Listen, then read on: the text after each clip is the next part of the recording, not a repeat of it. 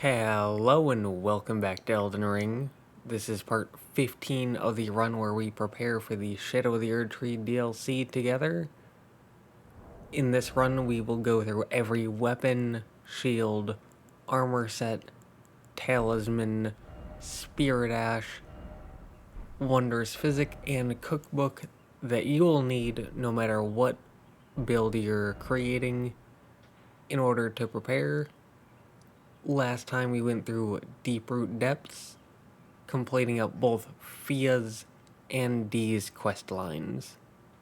And this time we are starting in Einzel River, Maine. We got this Site of Grace a few parts ago, and you should have picked up Miniature Ronnie if you've been doing her quest. And here, you can talk to her 3 times to get some dialogue.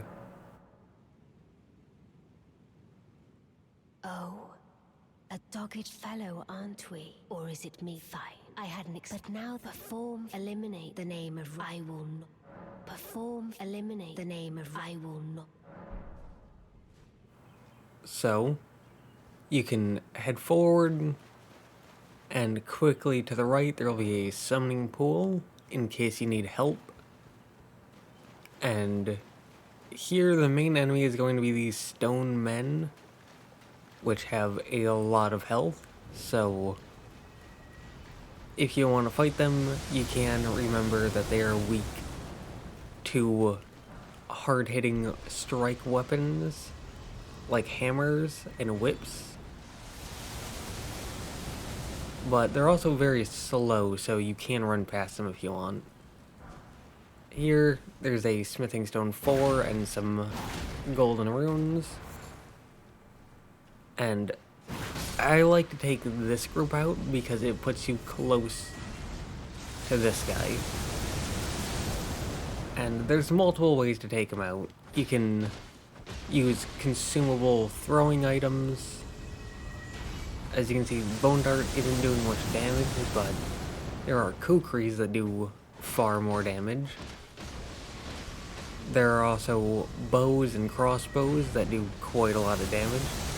There are certain skills that have decent range. And if you're more magically inclined, sorceries and incantations can bring them down very quickly. Or you can just run forward and melee them.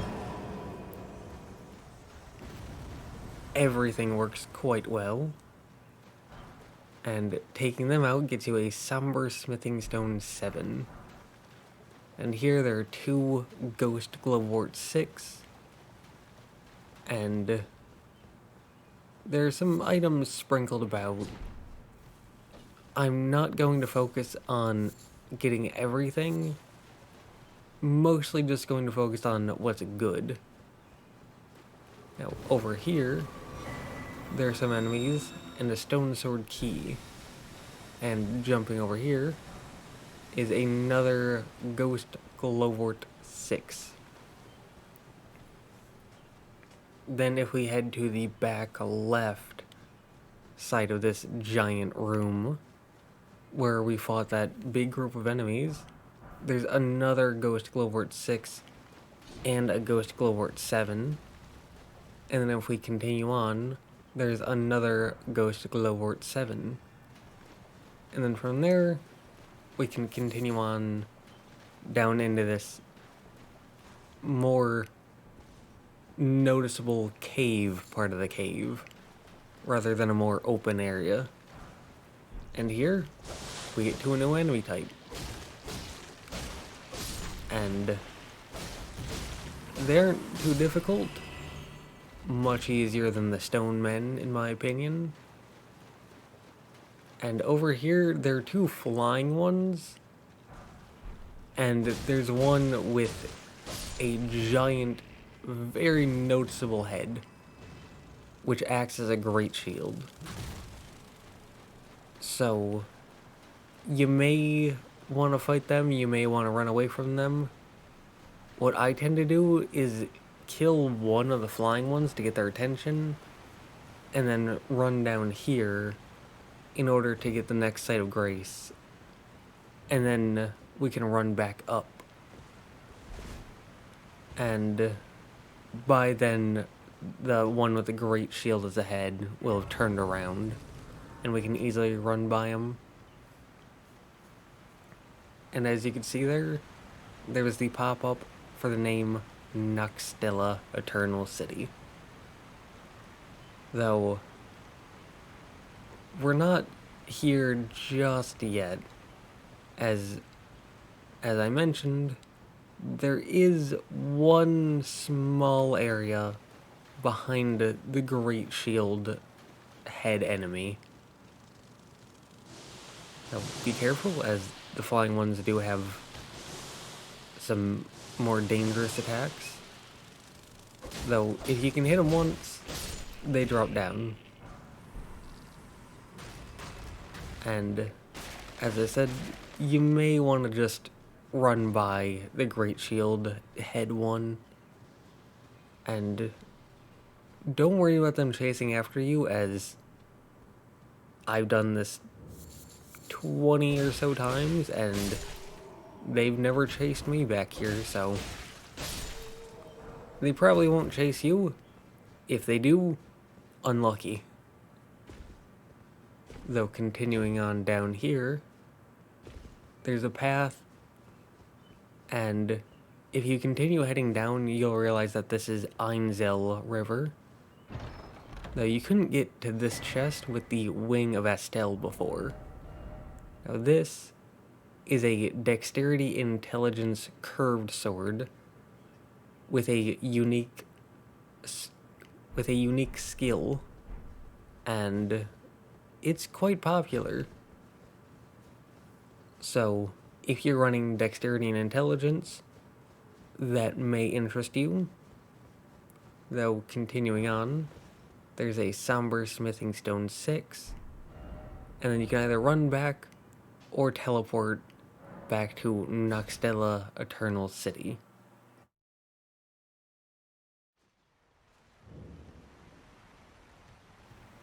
Here, there's another summoning pool in case you need help. And there are a few different ways to take this area. I'm going to take it the way that I normally take it.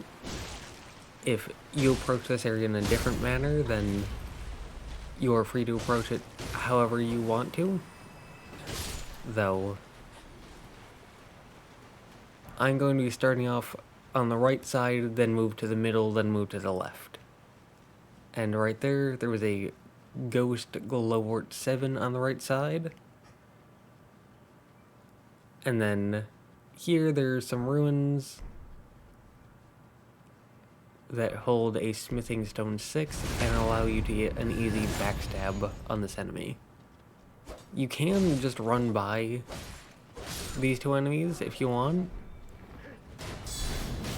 Though, I tend to fight them both for the currency and for the chance to get their armor set, as it is very nice looking. Now, something about this area is there are items everywhere. I mean, every nook and cranny. If you can find a pathway to go down, there's going to be an item. Though, as you can see here, not all those items are super high value. So I'm going to put a priority on the ones that make a big impact.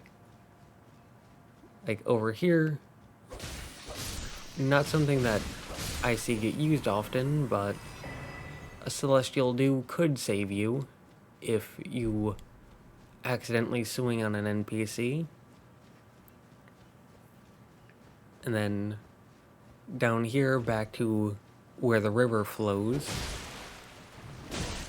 You don't have to kill these enemies,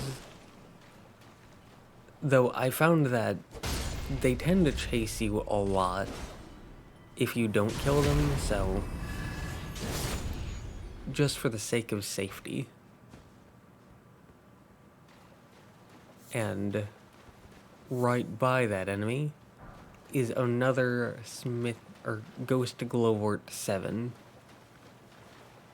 And then from there you can head back to the right, where there are lots of these snail enemy things.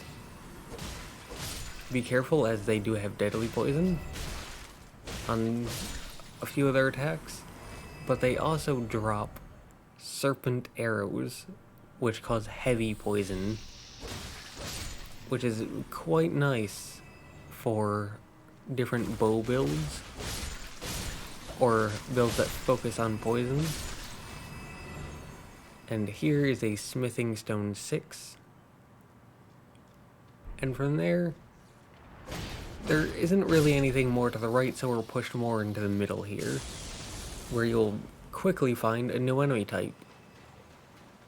These are basically the silver tier enemies that you've seen so far in Nokron, though upon death they spew out electricity, which can kill other nearby enemies. And this is something you can definitely take advantage of quite a lot. And it's good to lure this ant-riding Nox enemy behind the pillar so you don't get shot by projectiles. But with them dead, you can find another new variant. These normal ones, but with a shield on their face. So stay careful, play it safe, and let the enemies kill themselves. And in this section, you are rewarded with a Ghost Glowwort 8. Probably the first that you've seen. And you're rewarded with a second one while you're at it. And then from here you can continue on, and there's some more enemies to the left here. You can easily just ignore them, because the item is actually off here on the cliffside, a somber smithing stone 7. Though because the electricity means that the enemies kill each other, and so you can just take out one and then 3, 4, 5, 6, 7 can all die. Good for runes. Now there, as you can see, is one of those saplings that gets you a golden seed. We are going to come back to that, so keep it in the back of your mind. For now, we're just going to run back all the way before seeing the electricity enemies, and we're going to head up this pathway. This is above where you got the 2 Ghost Glowwort 8s. And there's another one of these enemies. They really like to run backwards into the side, so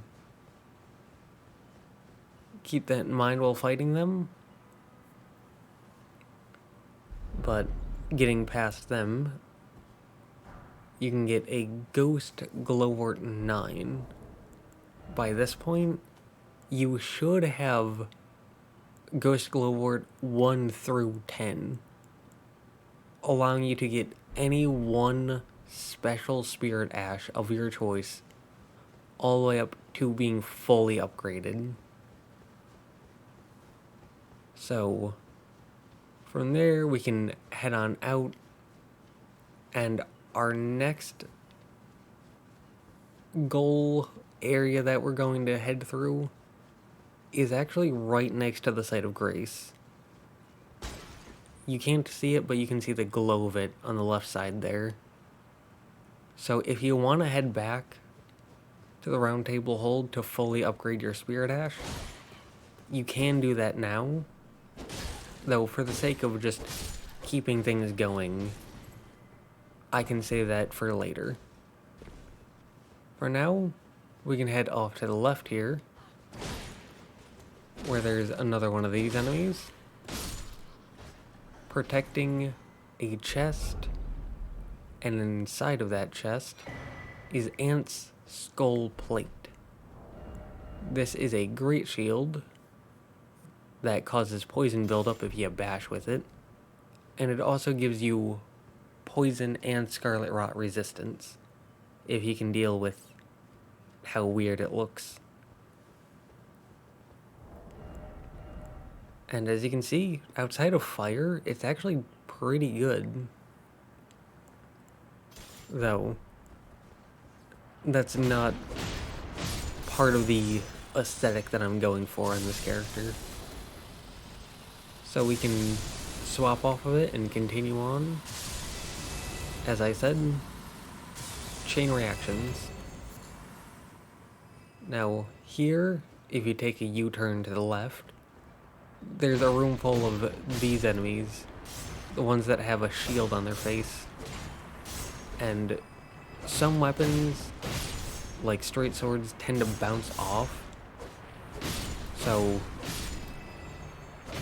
keep that in mind if you're running with some of the smaller weapon classes. Though, once you get through this room, you are rewarded with the Ghost Glowwort Picker's Bell Bearing 2. And what this does is it allows you to purchase Ghost Glowworts 4, 5, and 6. And you got the first one back in Nokron, so you can now get any special Spirit Ash all the way up to +6 if you have the runes for it. And following that area or path, you can get a Spirit Ash that utilizes bows. So if you're running with a bow build and you want some enemies or Spirit Ashes that fit that aesthetic, there you go. Now here there's a Somber Smithing Stone 7, and then you can continue on. And up here you can go left or right. I would suggest focusing on the right first, as an enemy starts coming down after you. And this isn't exactly an enemy you can ignore. At least not in this area, since there isn't a whole lot of little side spaces for you to hide. And they will come flying at you. So you're gonna have to figure out how to deal with this enemy before moving on. If you're on a ranged build that uses magic, you can jump up onto there. As you can see, I missed, but you can jump up onto there, and this enemy will just sit there and let you fire your sorceries or incantations at them.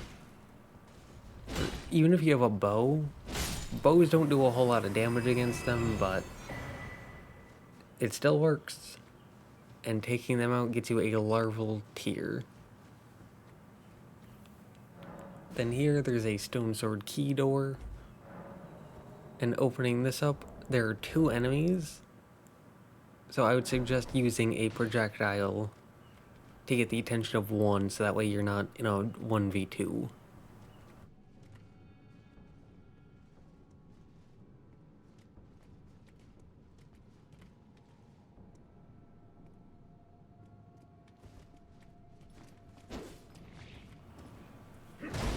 And as you can see, this guard counter build that I've been creating is pretty strong. Hence why I've been creating it. So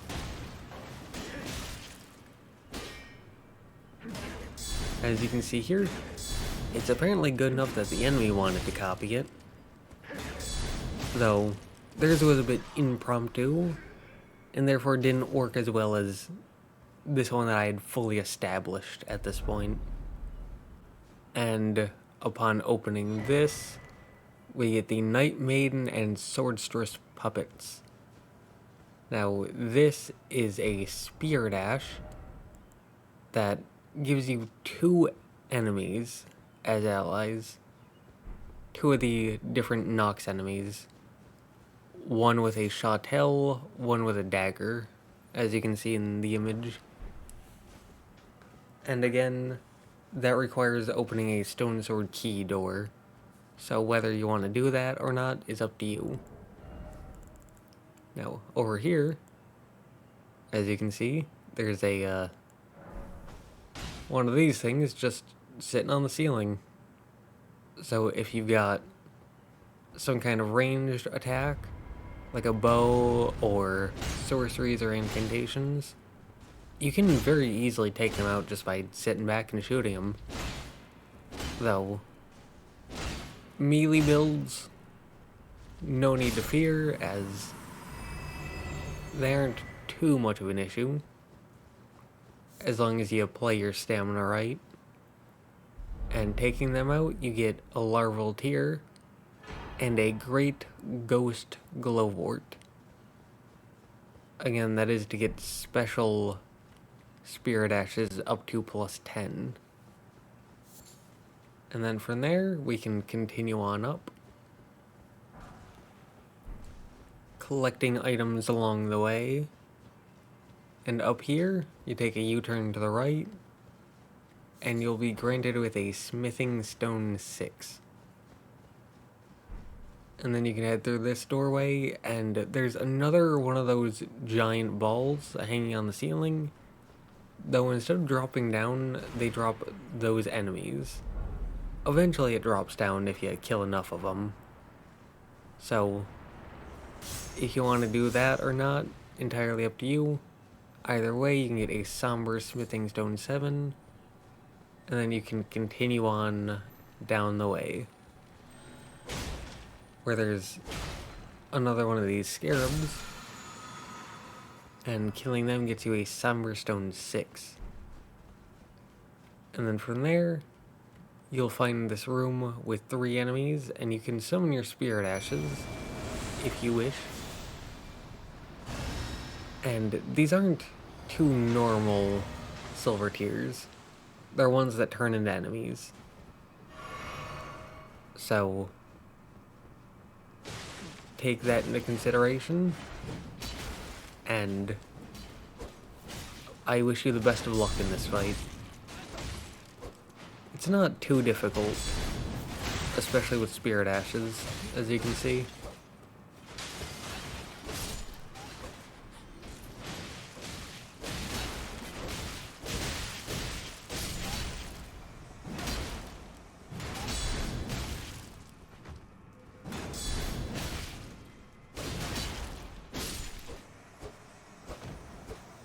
Once you take them out, you're free to continue on and grab this chest, which inside gets you the talisman Moon of Nokstella, which, as you can see here, increases your memory slots.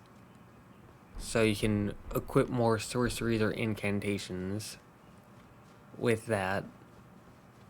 And then you can continue on, dropping down here, and you can take this elevator down.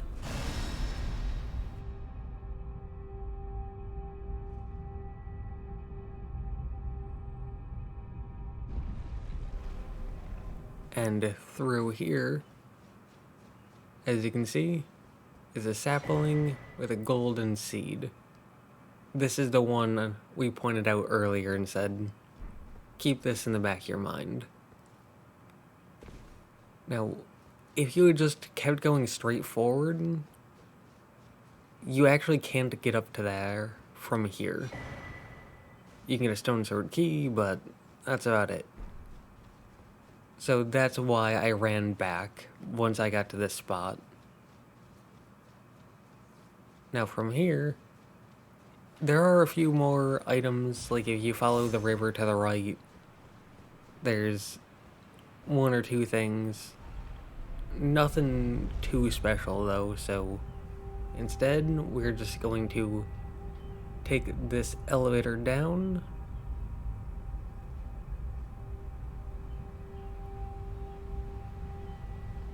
where at the bottom there will be another site of grace. And there's a few items sprinkled about here. The main one being another Ghost Glowwort 9. So by this point you should be able to fully upgrade 2 special Spirit Ashes.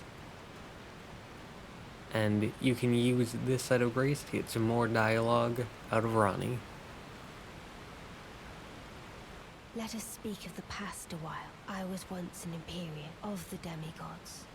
Only I, Mikola, and Melania could claim that title. Each of us was which is when I would not. I stole, I would not. The two fingers and the baleful. Even when Lythrin, though he was a Lithe, and E.G. both. Yet, that I must betray everything. Should I add thee to the list? Another one. Kind of heart. As kind of heart as they. I've let see forget what. And with that, we are free to continue on down into this small cave section where there's some basilisk enemies along with a smithing stone 4 and smithing stone 5. And then continuing on from there, you get this. O Shadow, thou art the last. Tell the two fingers that Rani the Witch cometh to rend thy flesh with a fateful wound, ne'er to heal. The basilisks usually don't follow you if you just run through. So, running through typically works. Didn't there, but usually does. Now there's a few ways to take this fight. The way that I tend to do it, as it is very safe, is to abuse that attack. Where they raise their sword into the air, and then do a swing and a jump, and then take a second swing as they land. You can easily roll through the second swing and get a rolling attack, and then you can roll again. As you can see, it is a bit slow, though as long as you're consistent with it and don't get sloppy, this is a good way to very easily no-hit this enemy. And another popular way is using skills. And as much as I've talked about how good Square Off is, it doesn't quite make the cut here. Though certain more powerful skills like Stamp Upward Cut and Stamp Sweep for great weapons like great swords, they do the trick very, very well. So if you have a great sword, might be worth trying that out, as it can very much trivialize this fight and make it go by much faster.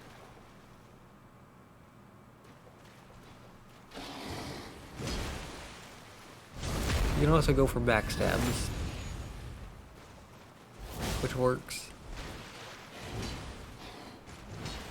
And as you can see here, I started going for Square Off a bit more, and it worked well enough. Beautifully fought. My thanks. 'Twas more of a challenge than I envisioned. Now I can finally stand before them. This is farewell, my dear. Tell Blythe and E.G. I love them. And with that, you get the discarded palace key, and you are free to continue on into the next area. And that would be the Lake of Rot, which I probably have the time to do this, though I decided to go for this next time. For now, we're going to head to the Raya Lucario Grand Library. This is where you defeated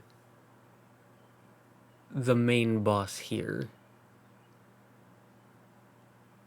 And with Renala pacified, you are free to open up this chest, which gets you the Dark Moon Ring. Not useful right now, but you will need it later down the line, heading into the next part. And here, we can head into the Round Table Hold, where, as I said, you can fully upgrade your Spirit Ashes. Greeting. Are you here for...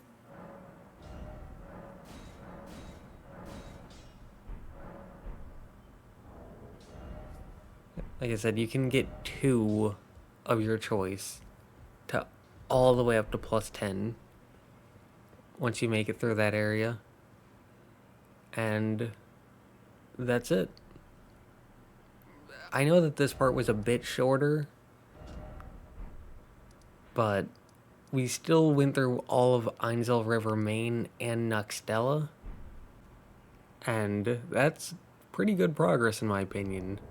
Remember, in this run we will go through every weapon, shield, armor set, talisman, spirit ash, physic tier, and cookbook that you will need no matter what build you're creating to prepare for the Shadow of the Erdtree DLC. And next time we're going to be going through Lake of Rot, Grand Cloister, and Moonlight Altar, finishing up Ronnie's quest. I hope you continue following me through on that, and yeah.